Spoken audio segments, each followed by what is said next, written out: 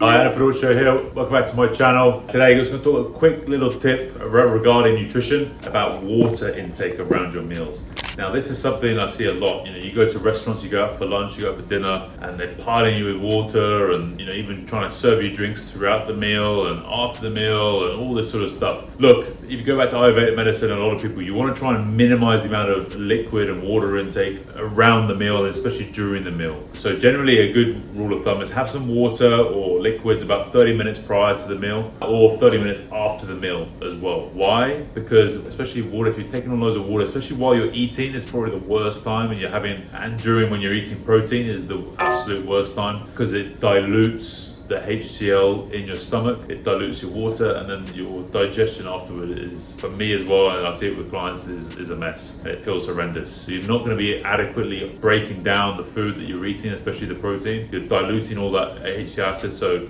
more bacteria is going to be getting through maybe into your body and not killing off all that the bacteria, which is what HCl's job. It has that very acidic environment that all these things that you're inputting into your body are going to kill off. So you're putting yourself at higher risk of infections and colds and flus and all the viruses and all these other things, and even worms, things like this. So best to just keep water aside. Have some maybe at the very beginning of the meal. For me, I always, here in the Middle East, they tend to serve everything all at once, and I hate that. I say, look, bring me my drinks first. I want to have my drinks, whether that's water or a fresh juice or something like that. Then bring me the food. Don't bring it all together, or bring me what I hate the most, when they bring me the juice after the meal. That's just the worst thing. So try and separate it out. Have your liquids either side a good half an hour, an hour before. When I come to a restaurant, I'm here to eat. I'm not here to drink stuff. I want to eat, and then I'm going to move on. So if you can have about half an hour before or after meals, your major liquid intake of water or something like that, great. There's always a debate around coffees and teas, things like that. If you look at in Italy, the kind of coffee culture and even tea culture, they have hot liquids, because you have to sip it. You can't chug down a whole thing of tea or coffee. But it makes sure it's extra hot, and the less the better. So in Italy, they'll have an espresso after lunch. Again, a small amount of liquid, what's that, like 30 mils? Again, there's all these clues left in our cultures and societies that we see. Italy, they just have a small espresso, bam, they're not having big lattes, all this, or big Americanos, or